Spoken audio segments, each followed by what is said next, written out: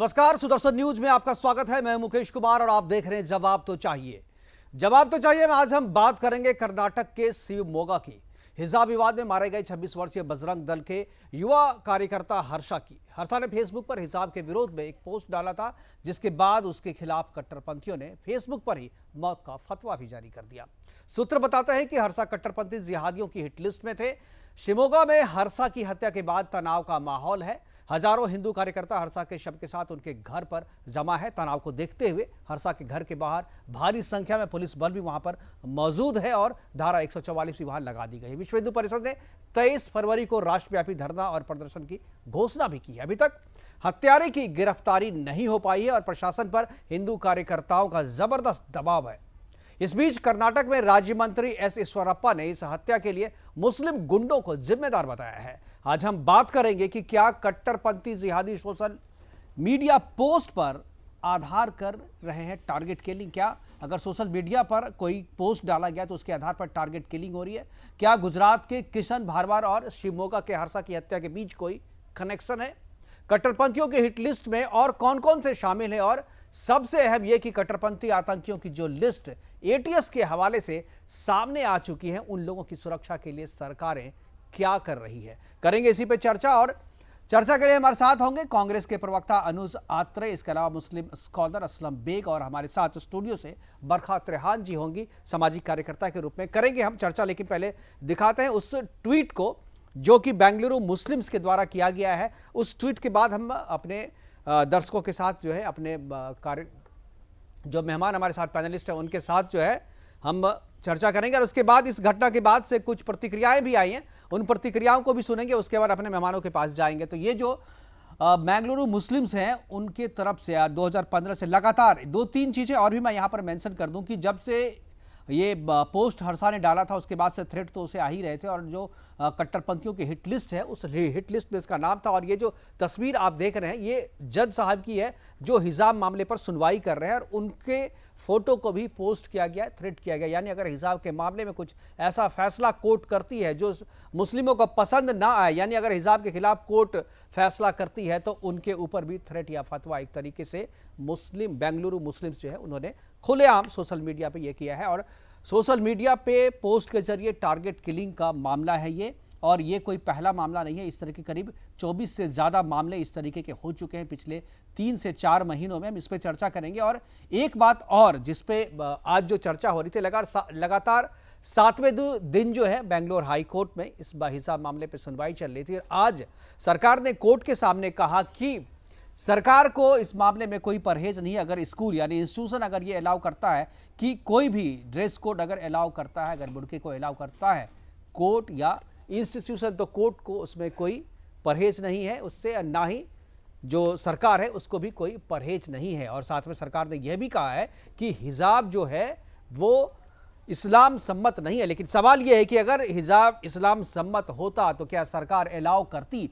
ये भी ये चर्चा का विषय रहेगा। और ये भी हम अपने पैनलिस्ट जो हमारे साथ स्टूडियो में बैठे हैं और जो मेहमान बाहर जुड़े हुए हैं उनसे भी हम जानने की कोशिश करेंगे कि अगर हिजाब को इस्लाम सम्मत होता, अगर इस्लाम में हिजाब का जिक्र होता स्कूल में जाने का, तो क्या सरकार उसे मान लेती? क्या सरकार जो है वो कुरान के हिसाब से, सरिया के हिसाब से चलेगी? कोर्ट क्या सरिया के हिसाब से चलेगा? इस पर भी चर्चा करेंगे। हमारे सारे मेहमान हमारे साथ जुड़ गए हैं। सभी मेहमानों का सबसे पहले स्वागत। और चर्चा की शुरुआत हमारे साथ स्टूडियो में बरखा त्रेहान जी बैठी हुई हैं।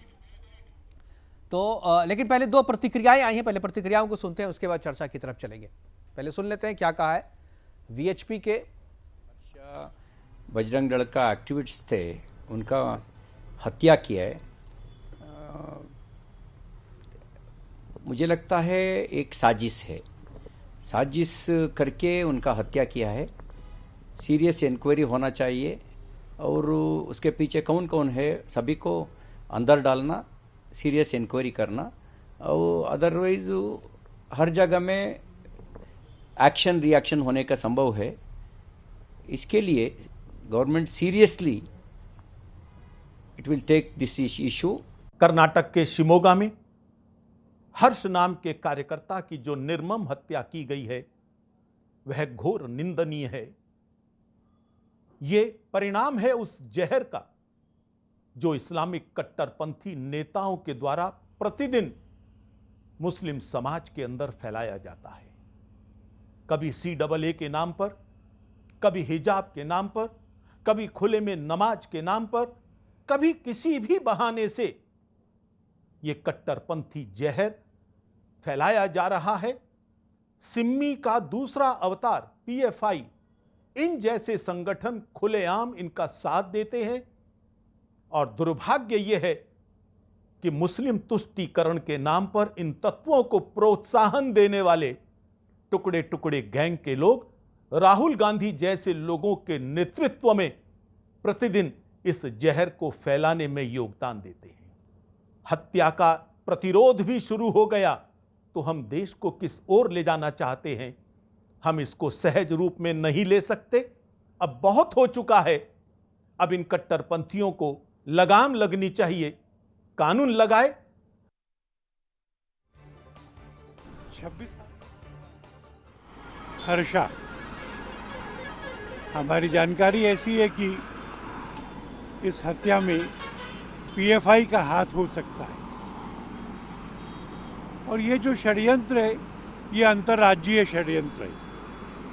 हमने NIA से जांच कराने की मांग की है। हम हिंदुओं के जागरण का काम, हिंदुओं के संगठन का काम, इसको मजबूत करेंगे और इस तरह की ताकतों को परास्त करेंगे। आने वाले बुधवार को संपूर्ण कर्नाटक में सब जिला स्थानों पर इसके विरोध में आंदोलन किया जाएगा और इस विचारधारा को भारत के संविधान और कानून के अंतर्गत सब तरह से मुकाबला। तो हिजाब का मामला जो है वो बढ़ता ही जा रहा है और अब हिजाब के मामले में किलिंग भी होने लगी है, टारगेट किलिंग हो रही है। अगर सोशल मीडिया पे खासतौर पे अभी हर्ष की जो हत्या की गई है वो फेसबुक पोस्ट जो है उसको लेकर के हत्या की गई है। पोस्ट क्या डाला था, कितनी आपत्ति थी, इस पर भी चर्चा करेंगे। आखिर ये जो इस्लामिक कट्टरपंथ है, ये जो आतंकवाद है, ये किस हद तक जाकर के रुकेगा, इस पर भी हम चर्चा करेंगे। हमारे तीनों मेहमान हमारे साथ जुड़ गए हैं। अनुज आत्रे जी हमारे साथ फोन लाइन पे जुड़े हैं और बरखा त्रेहान हमारे साथ स्टूडियो में है। इसके अलावा असलम बेग है, वो हमारे साथ जुड़े हुए हैं स्काइप के जरिए। सभी मेहमानों का स्वागत है और चर्चा की शुरुआत पे असलम बेग आपसे करना चाहूँगा। जिस तरीके से यह हिजाब का मामला चल रहा है, अभी कोर्ट में मामला है, कोर्ट ने अपना फैसला नहीं किया है। सरकार ने हालांकि आज कोर्ट में अपना पक्ष रखते हुए कहा कि अगर स्कूल चाहे, अगर इंस्टीट्यूशन ये चाहता है कि उसके स्कूल में हिजाब को अलाउ किया जाए तो सरकार को कोई आपत्ति नहीं होगी। हालांकि इस पर हमारी आपत्ति है कि भाई सरकार जो है, अगर इस्लाम सम्मत है हिजाब, तो क्या स्कूलों में या सरकारी संस्थाओं में क्या इस तरीके की चीज़ों के अलाउ किया जाएगा, क्या इसे अनुमति दी जाएगी, ये एक अलग मसला है। लेकिन जब कोर्ट ने अभी फैसला दिया नहीं है तो कोर्ट पे दबाव बनाना, जज के फोटो को बेंगलुरु मुस्लिम्स के फेसबुक पेज पे लगा करके एक तरीके से थ्रेट करना, और अगर फेसबुक पर कोई किसी भी तरीके की चीज़ यानी अपना कोई विचार रखता है तो उसकी हत्या कर देना, किस तरीके से देखते हैं आप? देखिए, जहाँ तक आपने मुझे पूछा है कि फेसबुक पर अगर कोई पोस्ट डाले और फिर उनकी हत्या हो जाए तो मैं समझता हूँ कि काफ़ी दुर्भाग्यपूर्ण है। और अगर किसी के तरफ से हो, चाहे उसमें कोई भी संलिप्त हो, वैसे लोगों के ऊपर कानूनी कार्रवाई होनी चाहिए। हिजाब का मामला अलग है, लेकिन अगर कोई अपनी राय रखता है फेसबुक पर, तो अगर ऐसा कोई बात करता है तो मैं इसका खंडन करता हूं और उस सरकार से मांग करता हूं कि वैसे लोगों के खिलाफ कानूनी कार्रवाई करे। इसमें कहीं दो राय की बात नहीं है, मेरा अपना व्यक्तिगत मानना है। नहीं, खंडन करने की बात नहीं है, केवल खंडन करने से बात नहीं चलेगी, क्योंकि आप जिस समाज से आते हैं, जितने भी कट्टरपंथी मामले आए हैं, जितने भी हत्या के मामले आए हैं, जितने भी सोशल मीडिया पे टारगेट करके किलिंग हुई है, सभी के सभी आप ही के समाज से, मुसलमान समाज से ही आते हैं। क्या आपको नहीं लगता है कि आपके समाज की सोच में कोई दिक्कत है, कोई चीज़ ऐसी है जो इसे इस तरीके का काम या इस तरीके के कृत्य करने पर मजबूर करती है और इसका उन्हें अफसोस भी नहीं होता? नहीं, बिल्कुल। आप देखिए, आप सीधा तो आपकी मेरी समाज को वो थोप देते हैं कि आपकी समाज ने, समाज किसी भी समाज का वर्ग का लोग हो, कोई भी व्यक्ति हो, अगर गलत करता है तो गलत है। और आप कह रहे हैं कि सिर्फ आपका समाज करता है, तो फिर तो आपकी भावना अलग निकल के आती है कि सिर्फ मुस्लिम समाज का है। आरोप नहीं, क्या वो है? इसलिए असलम बेग साहब, वो इसलिए आता है कि जितने भी आतंकवादी गिरफ्तार होते हैं, जितने भी आतंकवादियों के नाम सामने आते हैं, वो सब के सब उसी समाज से है ना, वो सब के सब मुस्लिम धर्म को मानने वाले हैं, सभी के सभी उसी समाज से, एक ही समाज से हैं। तो ये सवाल तो शुरू में तो नहीं कोई उठाता था, लेकिन अब जब लगातार 1, 2, 3, 4, सैकड़ों, हजारों जब भी इस तरीके के मामले आते हैं और जब एक ही नाम एक ही समुदाय से आता है तो लोग सोचने को मजबूर होते हैं ना, अब कब तक लोग चुप रहेगा? नहीं, आप देखिए, आप खुद सवाल ये लहजा में बात कर रहे हैं कि सिर्फ मुसलमान ही आतंकवाद होता है। मैं कहता हूं भारत में तो कम से कम सारे नाम मुसलमान ही है ना।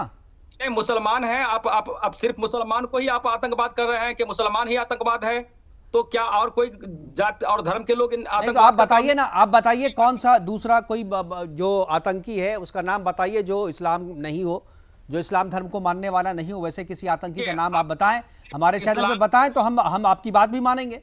आप सिर्फ इस्लाम को टारगेट करते हैं। नहीं, मैं किसी को टारगेट नहीं कर रहा हूं, आप मुझे बता दीजिए ना, इस्लाम के अलावा कोई वैसा नाम बताइए जो इस्लाम को मानने वाला नहीं हो और आतंकवादी हो। भारत में जितनी भी आतंकवादी घटनाएं हुई हैं, जितने भी अटैक हुए हैं, उस सब में एक ही समुदाय के लोग क्यों सामने आ रहे हैं?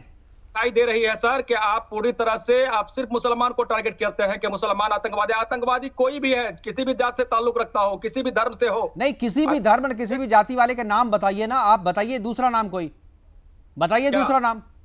आपके पास भी नाम नहीं है ना, इतना सोच रहे हैं, इसका मतलब आपको भी नहीं पता है, तो आप इसको स्वीकार कीजिए ना, सुधार कीजिए। आप ये गलती आप लोगों की भी है ना, जो अपने परिवार, जो अपने बच्चों को इस तरीके की चीजें आप शिक्षा नहीं देते ना, उन्हें आप हिजाब को लेकर के कहते हैं कि भाई हिजाब पहन के जाओ, वैसी चीजें सिखाते हैं जो उन्हें आतंकवाद की तरफ ढकेलता है, उन्हें आप पढ़ने नहीं देते हैं बच्चियों को। तो ये सारी चीजें तो खामियां है ना, उसे सुधारिए। पढ़ने आप बताइए, आप हिजाब पर किसने बवाल किया वहां जाकर के? किसने किया आप बताइए ना, किसने किया? आपने देखा किस तरह से भगवा ध्वज झंडा लगा के लहरा करके लड़कियों को रोका जा रहा था? जिस देश में नारी की पूजा होती है उस देश में नारी असलम बेग साहब अभी स्कूल में हिजाब पहन के कॉलेज में नहीं जाना। आप मुद्दे से भटक क्यों रहे हैं? आप हिजाब पहन के मार्केट में जाइए ना, आप फंक्शन में जाइए, शादी फंक्शन में जाइए, आप बाजार में जाइए, कोई रोकता नहीं है हिजाब। अब हमारे घर आइए हिजाब पहन के, हम स्वागत करेंगे आपका, मुझे कोई आपत्ति नहीं है, लेकिन स्कूल तो छोड़िए। करना पड़ेगा।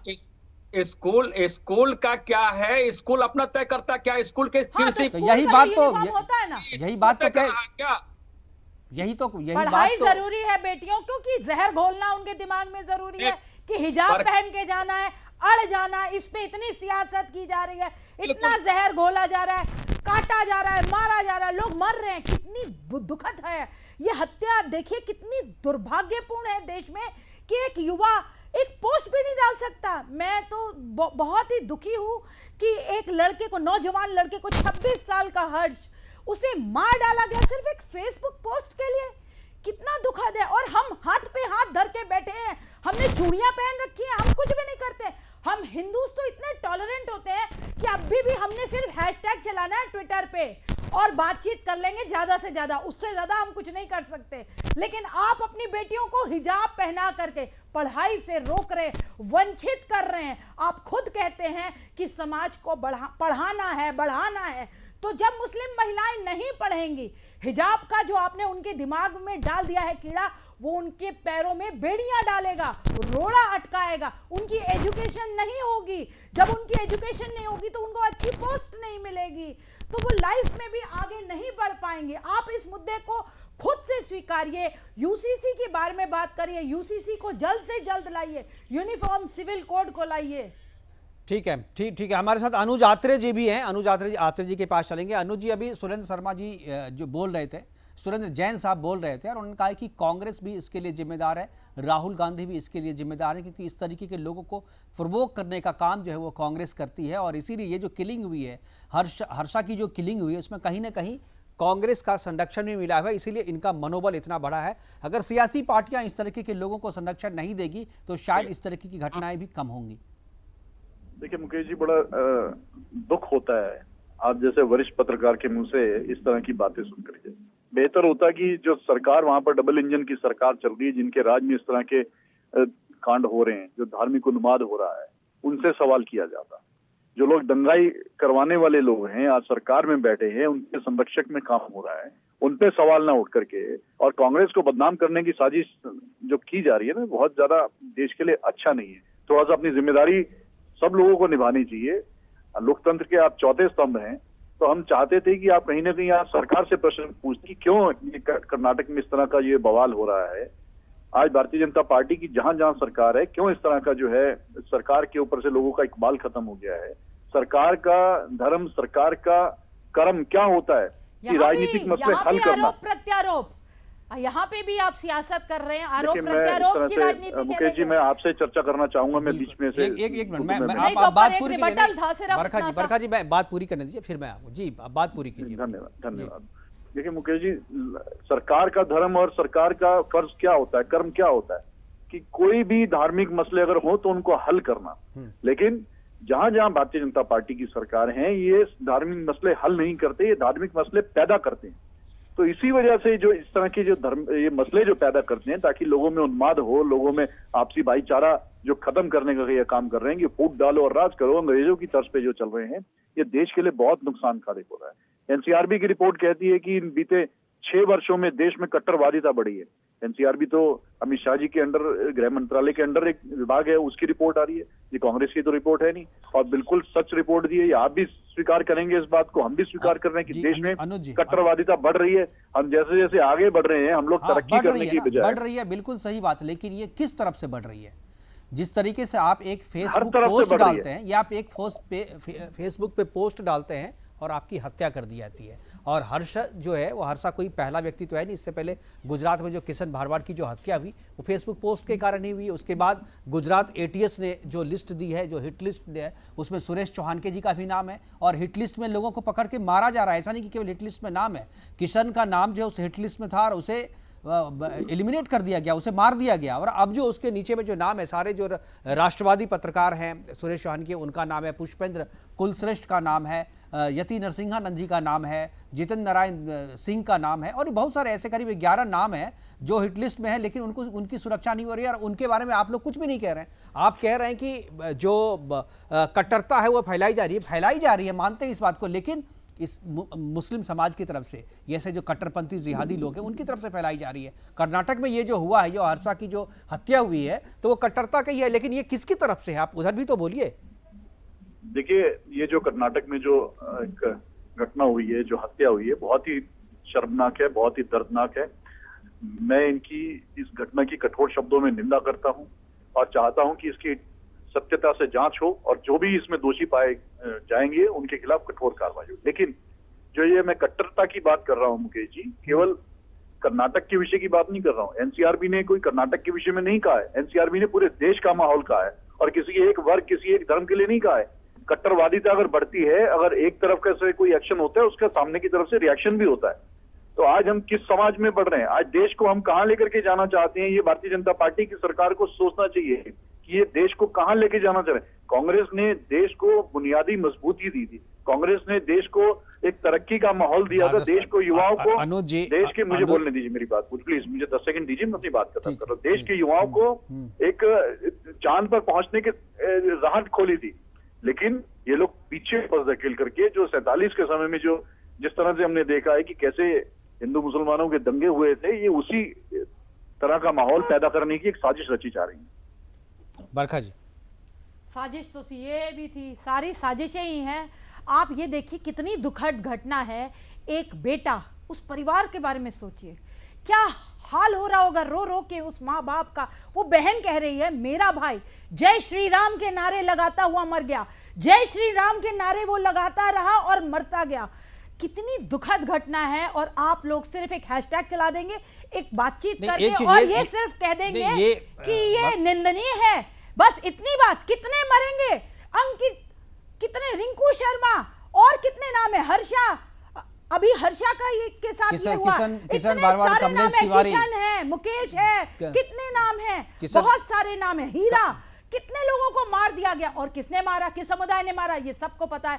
फेयर इन्वेस्टिगेशन होना चाहिए, बिल्कुल होना चाहिए, लेकिन उसके बाद क्या? लड़का तो मर गया, वो तो वापस नहीं आएगा। क्यों मर गया? किस जिहादी ने उसे इसका अंजाम ये किया? क्यों किया? उसे क्यों नहीं मौत की घाट उतारा जाए? जो इसके पीछे, इस हत्या के पीछे, उन दोषी को क्यों नहीं फांसी की सजा दी जाए? क्या मिलती है फांसी सजा? नहीं मिलती। सिर्फ वही कोर्ट में तारीख पे तारीख फेयर इन्वेस्टिगेशन सिर्फ चैनल पे बोला जाता है, कोई फेयर इन्वेस्टिगेशन नहीं होता। जब दूसरे समुदाय का व्यक्ति होता है कुछ नहीं होता, कभी नहीं होता। मैंने बहुत सारे केसेस में जाकर के खुद देखा है। रिंकू शर्मा के केस में क्या हो गया, क्या न्याय मिला रिंकू शर्मा को? मैं खुद गई थी उसकी मां को मिलने के लिए, रोता रहा, बिलखता रहा परिवार। रिंकू शर्मा मर गया, आज तक न्याय मिला? अंकित को क्या न्याय मिला? ये सब तो दिल्ली के केसेस हैं, लाखों केसेस हैं पूरे भारतवर्ष में जहां लड़के मर रहे हैं। किस लिए मर रहे हैं? क्या हिंदू होना एक गुनाह है? क्या इस देश में हिंदू पैदा होना इतना बड़ा गुनाह है कि उसे मार दिया जाएगा, काट दिया जाएगा? वो अपनी व्यक्तिगत राय भी नहीं रख सकता। एक हम आए हैं ना यहाँ पे टीवी पे बताने के लिए, दूसरे लोग फेसबुक जो जैसे कर सकता है वो वैसे अपनी राय रख रहा है। क्या आप अपनी राय भी नहीं रख सकते? और हिजाब का अपोज तो करना ही चाहिए, हम सबको करना चाहिए, चाहे वो किसी भी समुदाय से हो, किसी भी रिलीजन से हो। क्यों करना चाहिए वो मैं पहले भी बता चुकी हूँ। अगर आप महिलाओं को बढ़ते हुए देखना चाहते हैं, अगर आप मुस्लिम महिलाओं के पढ़ाई में चाहते हैं कि वो एजुकेट हो, बड़े बड़े ओहदों पे पहुंचे, तो आप उनके में पढ़ाई में क्यों रोड़ा बढ़ रहे हैं? किताब दीजिए, हिजाब हटाइए, हिजाब फेंकिए, हिजाब को अपने घर में रखिए। धर्म का पालन घर में होता है। एक मिनट अनुज जी, स्कूल में नहीं होता। स्कूल में यूनिफॉर्म पहन के जाना है। अनुज जी हिजाब पे ये मामला चल रहा है, कोर्ट में मामला है, लेकिन आपकी पार्टी का स्टैंड जो है वो बिल्कुल, अभी कोर्ट का फैसला आया नहीं है, लेकिन आपकी पार्टी का स्टैंड ये बताता ही है कि आप उन लोगों के खिलाफ, उन लोगों के साथ में जो पिटीशन वहाँ डाला गया है उन लोगों के साथ में खड़े हैं। क्या आपको नहीं लगता कि यही जो है, यही सियासी जो ताकतें जो हैं जो उनको सपोर्ट कर रही हैं, उसी के कारण इनका मनोबल इतना बढ़ा है? अगर हिजाब के बारे में पहले ही कर्नाटक कोर्ट, ये मुंबई हाई कोर्ट से, केरल हाई कोर्ट से फैसला आ चुका है, और जो बात आज कर्नाटक कोर्ट में बेंगलुरु में कहा गया वही चीज़ें जो है केरला कोर्ट ने भी कहा है, यही चीज़ें जो है मुंबई हाई कोर्ट ने भी कहा है। बावजूद इसके पॉलिटिकल पार्टियां, खासतौर पे कांग्रेस और प्रियंका गांधी जो आपकी नेता हैं, उन्होंने इस बात को कहा कि हम इसका समर्थन करते हैं और स्कूल में हिजाब पहन के या बुर्का पहन के जाना चाहिए। क्या नहीं, आपको नहीं लगता है कि जल्दबाजी में किया गया फैसला है? अगर मामला कोर्ट में है तो इंतजार करना चाहिए था नेताओं को? नहीं, देखिए, अपनी अभिव्यक्ति देने की इस देश में आजादी अगर वर्तमान में बंद हो गई है इसकी भारतीय जनता पार्टी के शासन में, तो एक अलग बात है। लेकिन हमारे नेता विचार अपने देंगे और जो जनता को हित में होगा, इस देश के अच्छे माहौल में जो आपके अनुज जी ये बात तो आप पॉलिटिकली आप करेक्ट होंगे क्योंकि आप कांग्रेस के प्रवक्ता हैं, तो आपको अपनी नेता के बयान का जो है समर्थन करना होगा। मैं आपकी इस मजबूरी को समझता हूं, लेकिन क्या आपको नहीं लगता है कि ये जो हर्ष की हत्या हुई है या हर्ष के हत्या करने वालों का मनोबल जो बढ़ा है, जो फेसबुक पे फतवा जारी करके हत्या कर रहे हैं, उसके पीछे कहीं ना कहीं प्रियंका गांधी का बयान से बल मिला है उनको? बहुत गलत बात बोल रहे हैं मुकेश जी। मैंने आपको पहले भी कहा था, एक जिम्मेदार प्रवक्ता हैं आप, एक सीनियर एंकर हैं, पत्रकार हैं, आपको ऐसी बातें शोभा नहीं देती। नहीं तो आखिर बात ये अचानक जो है इस तरह के लोगों की संख्या कैसे बढ़ गई अनुज जी? कोई तो बोलेगा ना। हाँ, तो कैसे बढ़ गई है? कैसे? हमारे साथ विनोद बंसल जी भी, हमारे साथ विश्व हिंदू परिषद के राष्ट्रीय प्रवक्ता विनोद बंसल जी फोन लाइन से जुड़ गए। विनोद जी, ये जो पूरा मसला चल रहा है, पूरा जो कर्नाटक में हिजाब मामले पर हर्षा की जो हत्या हुई, मैं आपकी प्रतिक्रिया चाहूंगा। और जिस तरीके से वीएचपी का स्टैंड, मैं सबसे पहले ये जानना चाहूंगा वीएचपी का स्टैंड क्या है? 23 तारीख को आप लोगों ने देशव्यापी धरना और प्रदर्शन का कार्यक्रम भी रखा है, ये भी हम लोगों ने भी दिखाया है, लेकिन इस पूरे मसले पर आपकी पहली प्रतिक्रिया मैं जानना चाहूंगा। देखिए, बेहद दुर्भाग्यपूर्ण घटना है और इस घटना के साथ में जो तार जुड़े हुए हैं वो सबने देखा है कि किस तरह से अहमदाबाद ब्लास्ट में जो 50 के करीब लोगों को फांसी की सजा हुई, वो कितने राज्यों से बिलोंग करते थे और किस मतपंथ संप्रदाय के मानने वाले थे, आखिरकार कौन सी आइडियोलॉजी थी, और वो इतने सारे राज्यों के लोग एक साथ मिलकर के अहमदाबाद में जाकर के और 70 मिनट के अंदर 21 बम विस्फोट करते हैं। सूरत के अगर बम डिफ्यूज नहीं होते तो सूरत को भी खत्म कर दिया होता है इन लोगों ने। बिल्कुल। और ऐसे सब आतंकवादियों को, जिनको कि 14 साल बाद भारत के न्यायालय ने न्याय दिया, उसके विरुद्ध, उस न्याय के विरुद्ध, उस अदालत के फैसले के विरुद्ध, भारतीय न्यायतंत्र के विरुद्ध और ये दारुल देवबंद जैसी संस्थाएं खड़ी हो जाती हैं, पीएफआई जैसे गुर्गे देश को तोड़ने वालों के साथ में आतंकवादियों के साथ खड़े हो जाते हैं। वही मानसिकता है मुकेश जी जो हर्षा को मर्डर के लिए, हर्षा का मर्डर करवाती है। वही लोग हैं जो कि सीधा सीधा बिल्कुल षड्यंत्र बिल्कुल पूर्वक विनोद बंसल जी रोकना चाहूंगा, वक्त एक छोटे से ब्रेक का हो रहा है। सभी मेहमान हमारे साथ बने रहेंगे, विनोद जी भी बने रहेंगे। ब्रेक के बाद आएंगे तो फिर से विनोद जी से बातें करेंगे, उनकी बात पूरी करेंगे, फिर अपने दूसरे मेहमानों के पास जाएंगे। तो जाइएगा कहीं नहीं, वक्त एक छोटे से ब्रेक का। ब्रेक के बाद एक बार फिर से आपका स्वागत है। चर्चा को आगे बढ़ाएंगे और हमारे साथ विनोद बंसल जी फोन लाइन पे जुड़े हुए हैं। अपनी बात विनोद जी पहले पूरी कीजिए, उसके बाद अनुज यात्रा जी के पास जाएंगे और फिर उसके बाद बरखा त्रेहान और असलम बेग जी के पास भी जाएंगे। विनोद जी अपनी बात पूरी कीजिए। देखिए मुकेश जी, बात यह थी कि मैं जो कह रहा था कि ये जो हर्षा की जो नृशंस और निर्मम हत्या हुई है वो कोई एकाकी घटना नहीं थी और कोई पहली बार नहीं हुआ। आप देखिए कि एक लंबी फहरिस्त है जो कि इस्लामिक जिहादी लगातार हिंदुओं की, हिंदू युवकों की और हिंदू युवतियों की जानबूझकर हत्या कर रहे हैं। षड्यंत्र पूर्वक एक मामला चल रहा है।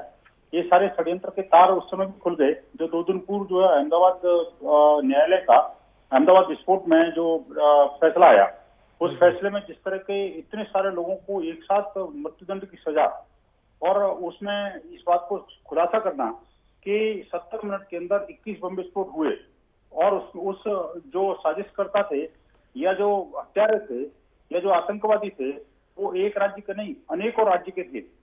अकेले उत्तर प्रदेश के आप देखिए 8 लोग थे आजमगढ़ के, जिनको कि ये सपा सरकार बचाती चली आ रही थी। जो राज्य सत्ता अब तक जो है ना आतंकवादियों के लिए पैरवी करती थी, कानूनी लड़ाई लड़ती थी, जो बटला हाउस में जाकर के सजदे करते थे, रात रात भर सोनिया जी को नींद नहीं आती थी, और ये जो अपना जो समाजवादी पार्टी के वो जो प्रमुख हैं वो आतंकवादियों को छोड़ देते थे। इन सब चीजों को लेकर के इस्लामिक बिल्कुल छोड़ क्या देते थे, वो तो बाकायदा घोषणा करते थे। घोषणा पत्र, चुनावी घोषणा पत्र में होता था कि सरकार आएगी तो हम मुकदमे वापस ले लेंगे, इस तरह की घोषणा करके चुनाव लड़े जाते थे। बिल्कुल हाँ जी, हाँ जी। लेकिन अब आप देखिए कि जो हर्षा वाले केस में भी अभी मैंगलोर मुस्लिम करके को फेसबुक पेज है जी, उस पेज ने साफ साफ इस बात की जिम्मेदारी ली है। एक तरह से उन्होंने कहा कि जो पैगंबर के खिलाफ बोलेगा हम हर्षा जैसा हाल करेंगे, और उसको किस तरह किस भाषा का प्रयोग किया है उन्होंने। आप देखिए कि जबकि पैगंबर मोहम्मद के बारे में हमारा बजरंग का कोई कार्यकर्ता अपशब्द नहीं बोलता कभी भी। हम किसी के बारे में कुछ किसी अभद्रता का प्रयोग करते ही नहीं है। हम अपने लिए लड़ते हैं, हिंदू समाज के लिए मरते हैं। आप देखिए किस तरह से नहीं केवल यही नहीं, एक चीज और विनोद जी, एक चीज और उस फेसबुक पेज पे है जो मैं देख रहा था, पूरा फेसबुक पेज, उसमें उस जज की तस्वीर भी लगाई गई है, पोस्ट किया गया है उसमें, और उसमें बताया गया है कि यही जज जो है वो फैसला देंगे। मतलब यह इनडायरेक्टली ये संकेत देने की कोशिश की गई है कि अगर हिजाब के खिलाफ जज ने फैसला दिया तो उनके खिलाफ भी इस तरह की बात हो सकती है। अगर उनके जज के फोटो को अपने फेसबुक पेज पे लगाना, मुझे तो लगता है ये जो कहीं से भी संवैधानिक नहीं है। जो जज अभी वर्किंग जो है उनकी तस्वीर को आप लगा रहे हैं वहां पर और थ्रेट कर रहे हैं, तो एक तरीके से आप न्यायालय को भी जो है प्रभावित करने की कोशिश कर रहे हैं। देखिए अहमदाबाद वर्डिक्ट में साफ साफ उस माननीय न्यायाधीश को और जो 84 वर्षीय जो अधिवक्ता हैं जो राज्य सरकार की तरफ से उस केस को पैरवी कर रहे थे, उन दोनों को लाइफ थ्रेट पहले मिल चुका है। बिल्कुल आप देखिए कि ये जो चीजें हैं वो एकाएक नहीं हुई, ये इसलिए हो रही है क्योंकि दारुल देवबंद जैसी संस्था और वो सीधा सार्वजनिक रूप से घोषणा करती है कि हम आतंकवादियों को बचाएंगे, हम चाहे सुप्रीम कोर्ट तक जाएंगे लेकिन वो आतंकवादियों को बचाएंगे। बिल्कुल। तो मैं कहता हूं बम्बार्डिंग अगर कहीं होनी है तो सबसे पहले इन लोगों के ऊपर होनी चाहिए। अगर प्रतिबंध लगना है तो सबसे पहले पीएफआई, एसडीपीआई और ये जो दारुल देवबंद और जमात उलेमा हिंद और ये सब इस तरह की जो संस्थाएं हैं जो आतंकवादियों को पैरोकारी करती हैं, उनको बचाती हैं, उनको प्रश्रय देती हैं, उनको प्रशिक्षण देती हैं, उनको उकसाती हैं, उनको भड़काती हैं और हिंदू युवकों के खिलाफ, हिंदुओं के खिलाफ जो है जहर उगलती हैं, ये ऐसी संस्थाओं पर सबसे पहले प्रतिबंध लगाने की आवश्यकता है। बिल्कुल। इन पर अंकुश जब तक नहीं लगता तब तक हिंदू मरता रहेगा। और आप मुझे बताइए, ये हिंदू समाज तो आप सरकार से क्या, विनोद जी, क्या आप लोग सरकार से मांग करते हैं कि इनको बैन किया जाए और इनके जो कर्ता धर्ता हैं उनको अंदर डाला जाए? निश्चित रूप से मैं कहता हूँ, देखिए सरकार के पास भी अनेक अभी सबूत हो रहे हैं, इकट्ठे हैं, एनआईए इसकी जांच ऑलरेडी कर ही रही है। तो ऐसे सब केस में मुझे लगता है कि भारत सरकार और जो राज्य सरकार है ये सारी मिलकर के अभी असम के मुख्यमंत्री ने खुद कहा है इस बात को लेकर के, और कुछ राज्यों में इसके ऊपर प्रतिबंध है भी। ये सिमी की तो सिस्टर ऑर्गेनाइजेशन है, ये उसी के तो गुर्गे हैं सारे के सारे, जो कभी जमात के नाम से काम करते हैं, तो कभी जमातुल दवा के नाम से काम करते हैं, तो कभी जैसे मोहम्मद के नाम से काम करते हैं। ये सब जो है ना अलग अलग नामों के एक ही बिल्कुल बिल्कुल, केवल जब चेहरे का जिसमें अलग प्रतिबंध चेहरे लग जाता है उन नामों का प्रयोग नहीं करते, दूसरे नाम से फिर काम करना शुरू कर देते हैं। अनुज आत्रे जी, क्या जी। आपको लगता है कि जो बात विनोद बंसल जी कह रहे हैं वही बात कांग्रेस को भी करना चाहिए, कहना चाहिए? कांग्रेस को तो रात रात नींद नहीं आती जी। अगर कोई आतंकवादी मर जाता है तो। प्रियंका गांधी कहती है सवाल कि मुझसे जो किया है क्या आपने? इसमें- जी जी जी, वो अनुज जी आप बेटियों ही से किया है। हाँ, मैं सुन नहीं पाया, जरा दोबारा। मैं कहा जिस तरीके से विनोद बंसल जी कह रहे हैं कि इस तरीके की संस्थाएं हैं जो मुस्लिम को प्रवोक करती हैं और इस तरीके की हत्याएं करवाती हैं, उनको कांग्रेस के टाइम में भी वो फल फूल रही थी और अभी भी इस सरकार में भी। तो विनोद बंसल जी कह रहे हैं उनको बैन करना चाहिए सरकार को, और पीएफआई हो चाहे जमात हो, जमात इस्लामी हो, इन सबको जो है बैन कर देना चाहिए। तो चलिए, अच्छी बात है। विनोद बंसल जी से मैं आग्रह करूंगा कि अभी तक तो ये कांग्रेस को दोष देते थे, कांग्रेस की बुराइयां करते थे, लेकिन अब तो 7 साल से इन्हीं की सरकार में ये फल फूल रहे हैं। तो जरा कम से कम आज इस बात का थोड़ा सा इनको कंडेम तो कर दीजिए, भारतीय जनता पार्टी केंद्र की सरकार की और अपनी कर्नाटक की सरकार को, जो डबल इंजन की सरकार चल रही है, इनके राज में इस तरह से जो है ताकतें जो है ये फल फूल रही हैं, जो देश को तोड़ने का काम कर रही हैं, आतंक फैलाने का काम कर रही हैं। इसके अब कौन संरक्षण दे रहा है? इसका मतलब तो इन्हीं संरक्षण में काम हो रहा है। जरा इस बात को बोलें जरा खुल के कि जो ये वर्तमान की सरकार संरक्षण दे रही है, इसका खंडन करें। इनके खिलाफ जो जितने कड़े शब्दों का प्रयोग कांग्रेस के खिलाफ करते थे, अगर ये सच्चे विश्व हिंदू परिषद के, जरा देखिए, मैं 66% मुस्लिम महिलाओं को अभी तक अगर निरक्षर रखा हुआ है तो कांग्रेस को कोरोना का कारण ही रखा गया है। मुकेश जी, मैं थोड़ा सा हम चाहते हैं कि करके जरा चर्चा करें। मैं बिल्कुल, लाइन पर हूं, जरा आप विनोद देखिए ना, विनोद जी आपकी बात एक बार मुझे- अनुज जी को सुनते हैं, फिर उसके बाद आपसे आपके पास आएंगे। जी जवाब दीजिए। देखिए, मैं इतना कहना चाहता हूं कि अगर बंसल साहब किसी राजनीतिक दल से, भारतीय जनता पार्टी से संबंधित नहीं है और सच्चे विश्व हिंदू परिषद के ही नेता हैं और कार्यकर्ता हैं, तो सच्चे हिंदुओं के और इस देश के बिल्कुल सच्चे मन से ये चाहते हैं कि अमन चैन कायम हो और भाईचारा कायम हो, तो मैं कहता हूं कि इनको आज इस बात का खंडन करना चाहिए। नहीं, इन्होंने तो कहा, इन्होंने कहा, यही सवाल मैंने भी पूछा था, इन्होंने कहा कि वो मांग करते हैं और ये सरकार को करना चाहिए। लेकिन मेरा सवाल है, देखिए जिस तरीके से विनोद बंसल जी ने कहा है, तो इसका मतलब भारतीय जनता पार्टी इनको फलाफल हो रही है, कांग्रेस संरक्षण दे रही है। मुकेश जी, जब आरोप प्रत्यारोप की राजनीति होती तो कुछ फैसला नहीं हो पाता। बिल्कुल बिल्कुल। बरखा जी, आप कुछ पूछ रही थी अनुज जी से। मैं तो ये कह रही हूँ कि अंकिता तोमर हो या कितनी निर्मम हत्याएं हुई हैं या हर्षा का ले लीजिए, लेकिन अंजाम क्या होता है? कोर्ट पे तारीख लगेगी, कुछ नहीं होगा। उसके बाद जज को थ्रेटन किया जाता है, सजा होती नहीं। कैसे और हेट क्राइम इतनी बढ़ती जा रही है, इतना दिमाग में पोल्यूट किया गया है लड़के लड़कियों का, और वो किस तरीके से आतंकवाद को फैला रहे हैं। अगर आप मदरसे में इधर उधर शिक्षा गलत दोगे तो कैसे एक नौजवान, अच्छा नौजवान, नहीं, एक चीज अनुज जी, मेरा आपसे सवाल है कि जितनी जिम्मेदारी समाज के लोगों की बनती है, क्या उससे ज्यादा जिम्मेदारी पॉलिटिकल पार्टी की नहीं है? क्योंकि पॉलिटिकल पार्टी का अपना एक बेस होता है, हर एक पार्टी, कर्नाटक में तो आपका अच्छा बेस है, और उसके बाद दिल्ली में बैठ के आपके नेता जब बयान देते हैं तो उसका असर जमीन पे होता है। तो आप लोगों को नहीं लगता कि थोड़ा, जो पहले मैंने सवाल किया था वही सवाल है कि क्या आपको नहीं लगता है कि थोड़ी जिम्मेदारी से पॉलिटिकल कार्यकर्ताओं को, पॉलिटिकल लीडर्स को काम में लेना चाहिए, या थोड़ा पेशेंस रखना चाहिए हड़बड़ी में? क्योंकि उत्तर प्रदेश में चुनाव है, तो आपको लगता है कि भाई उससे अगर 2 वोट भी बढ़ेगा तो भाई ले लेना चाहिए, क्योंकि मुसलमान के वोट चाहिए, तुष्टीकरण आपको करना है, तभी आपको उत्तर प्रदेश में जो है कुछ फायदा मिलेगा। तो अपने राजनीतिक फायदे के लिए आप लोग इस तरीके की बयानबाजी करते हैं। मुकेश जी, मैं थोड़ा सा आपसे अपेक्षा करूंगा कि थोड़ी आप लोग भी हिम्मत दिखाने का प्रयास कीजिए जी। कम से कम आप तो थोड़ी सी हिम्मत दिखाइए कि आप कांग्रेस से तो सवाल पूछते हैं, क्योंकि कांग्रेस से इस देश के हर नागरिक को उम्मीद है, हर आदमी अपेक्षा रखता है कि कांग्रेस पार्टी इस देश में अमन चैन कायम करने में अपनी भूमिका निभाती रही है। और आज भी जब जिस तरीके का अमन चैन माहौल खराब कर रहे हैं, ये सब चीजें कभी तो आप हमें मत बुलाया कीजिए। नहीं, बट प्रियंका गांधी कहती है मैं लड़की हूँ, लड़ सकती हूँ, और वो लड़कियों के खिलाफ खड़ी है।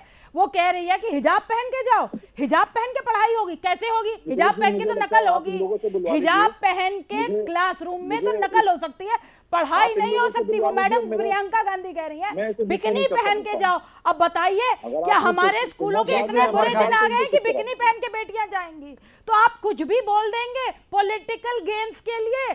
अगर यूपी में ठीक इलेक्शन है। हो रहा है, सियासत करेंगे, प्रियंका गांधी को कुछ सोचना चाहिए था ये सब एक ट्वीट सवाल, करने ठीक है से प्रियंका जी, पहले। एक अनुज जी, क्या आपको लगता है कि अगर उत्तर प्रदेश में अभी चुनाव नहीं हो रहे होते, या जो 5 राज्यों में चुनाव है, अगर चुनाव ये नहीं हो रहे होते तो शायद ये हर्षा की किलिंग भी नहीं होती, शायद जो किशन भारद्वाज की जो हत्या हुई वो भी नहीं होती, क्योंकि आपने ये बिल्कुल सही बात बोला। अगर ये जी। चुनाव नहीं होते तो ये हिजाब वाला मुद्दा भी नहीं उठता, ये इस तरह से हमारे एक भाई की एक हत्या भी नहीं होती, क्योंकि ये चुनाव है। और इन चुनाव तो में मुद्दा तो भाई भारतीय जनता जो पार्टी- मुद्दा उठाया, जिसने मुद्दे को उठाया वो तो कांग्रेस के करीबी है, वो तो कांग्रेस के साथ उनकी तस्वीरें वायरल हो रही है, राहुल गांधी के साथ उनकी तस्वीरें वायरल हो रही है, अरे मुस्कान के समर्थन में कांग्रेस खड़ी है। और वो सुरक्षित है, वो सलाम। सेफ है भारत में। और मरा कौन? हर्षा। देखिए, ये फिर भी पढ़नी है, थोड़ा सा इनको बोलिए, सभ्यता सिखाइए। डिबेट में किस तरह से बात की जाती है, आपस में हम यहाँ पे तू में करने नहीं है। नहीं ऐसे नहीं, करके तू बारी मैं तो बारी नहीं, ये रिबटल था। आपको एतराज है, लेकिन ये रिबटल था सिर्फ। जी, अब बोलिए अनुज जी, सारे सवाल आप ही से हैं। मैं जवाब देता हूँ, लेकिन आप बीच में सबको बुलवाते रहेंगे तो कैसे सवाल नहीं होगा? ठीक है, सब कैसे जवाब होगा? जी बोलिए। देखिए, आपको मैं चाहता हूं कि कम से कम भारतीय जनता पार्टी से सवाल पूछने की हिम्मत रखनी चाहिए कि कैसे इनके राज में इस तरह की घटनाएं हो रही हैं, क्यों सरकार के संरक्षक में जो है आतंकवादी संगठन फल फूल रहे हैं, क्यों इनके शासन में जहां जहां इनकी सरकारें हैं इस तरह की जो है धार्मिक उन्माद फैल रहा है, कौन इसके पीछे ताकतें हैं, और कहां भारतीय जनता पार्टी की सरकार ये क्यों विफल हो रही है लॉ एंड ऑर्डर मेंटेन करने में, क्यों इस तरह की जो है लिंचिंग के तहत चाहे किसी भी धर्म के आदमी की हत्या हो रही है, क्यों होने दी गई है? क्या सरकार को माफी नहीं मांगनी चाहिए? ये डबल इंजन की सरकार है, क्या इनको मुकेश देश जी, में मैं बताऊं अमन जरा? चैन बिगाड़ने हाँ के जी, लिए, देश जी। में आपसी भाईचारा खत्म करने के लिए भारतीय जनता पार्टी को देश से माफी नहीं मांगनी चाहिए? और इनको आकर के ठीक मैं है। कहता हूं कि इनको तत्काल इस्तीफा देना चाहिए। इनसे देश नहीं संभल रहा है, देश के हालात खराब करने पर तुले हुए हैं ये। देश की जो हमारी गंगा हमने ठीक है, अब आपका वो हो गया तो मरते आप जा रहे हैं, ये सिर्फ विश्व कर रहे हैं, हिंदू- माफी मांगनी चाहिए, विनोद ये बंसल करना जी आप जवाब दे रहे हैं, सियासत विनोद बंसल खेल रहे जी, हैं। विनोद ठीक है अनुज जी, अब जवाब विनोद बंसल जी जवाब दे। जी विनोद जी। देखिए, अनुज जी की भावना मैं समझ रहा हूँ। असल में क्या है कि हैं तो अंदर से हिंदू, लेकिन ऊपर से जो कुछ चोगा है इनका वो अपना नहीं, हम अंदर से भी हिंदू है, बाहर से भी हिंदू है। इस बात नहीं बोल पा रहे। अंकल जी, मैं अंदर से भी हिंदू हूँ, बाहर से भी हिंदू हूँ, और आप मुझसे बड़े हिंदू नहीं हो सकते हैं। लेकिन ये कांग्रेस की तरफ से नहीं, ये अनुज जी की तरफ से जा रहा है ये बात। आप मुझे बताइए, अगर आप कांग्रेस के वास्तव में प्रवक्ता हैं, आप मेरे से तो ईमानदारी की अपेक्षा करते हैं, लेकिन आप जरा ईमानदारी से अपने दिल पर हाथ रख के बोलिए कि हिजाब वाले मामले में सबसे पहले ट्वीट किसने किया था? अगर किसी पॉलिटिकल पार्टी में से किसी ने ट्वीट किया तो वो राहुल गांधी थे, और उसके बाद में खुद ही प्रियंका गांधी, उसके बाद दिग्विजय सिंह, और कितने नेता जो है थे जो हिजाब के पक्ष में बोल रहे थे। बिल्कुल। और जिस तरह से बहन जी ने, जो प्रियंका जी हैं, वो तो हिजाब से लेकर के कहाँ हिजाब की बात हो रही है और कहाँ बिकनी में पहुंच गई। आप सोचिए कि आखिरकार इसको भड़काने का काम किसने किया? जो इस्लामिक जिहादी बेटियों को शिक्षा से पहले से ही वंचित रखते थे। आपको पता है कि कांग्रेस के शासन के कारण ही पिछले 70 वर्षों में भी मुसलमान महिलाओं की साक्षरता दर जो है 44% रह गई थी। आज भी बिल्कुल। 66% मुस्लिम महिलाएं अशिक्षित हैं। और ये प्रधानमंत्री मोदी को साधुवाद देना चाहिए, जिन्होंने बेटी बचाओ बेटी पढ़ाओ का जो एक नारा दिया और उस पर सार्थकता के साथ काम किया, जिसके कारण मुस्लिम बेटियां ये स्कूलों गलत तक आंकड़े पहुंची। लेकर के वो स्कूलों में जाने वाली बेटियों का बिल्कुल, दुश्मन बिल्कुल। कौन है? इस ये तरह से हिजाबी जिहादी बिल्कुल, है। ये जो बहस झूठ ये नहीं बोलना हिजाब चाहिए, को गलत लेकर आंकड़े नहीं देने के, जी बिल्कुल, हिजाब को लेकर के जो बहस शुरू हुई है और वो जाकर के हत्या पे जाकर खत्म होती दिख रही है, ये और भी जब तक ये चुनाव के रिजल्ट नहीं हो जाते या 7वें चरण के चुनाव संपन्न नहीं हो जाते, तब तक इस तरह की घटनाएं होती रहेंगी। और फिलहाल अभी हमारे पास लगातार प्रोग्राम को खत्म करने के लिए पीसीआर से इशारा हो रहा है। हमारे साथ जुड़ने के लिए विनोद बंसल जी आपका, बरखात रेहान जी आपका, अनुज आत्रे जी आपका, और असलम बेग साहब अभी चले गए हैं बीच से उठ करके। असलम बेग साहब आपका भी बहुत बहुत धन्यवाद, बहुत बहुत शुक्रिया, आप जुड़े और अपनी अपनी बातें रखी।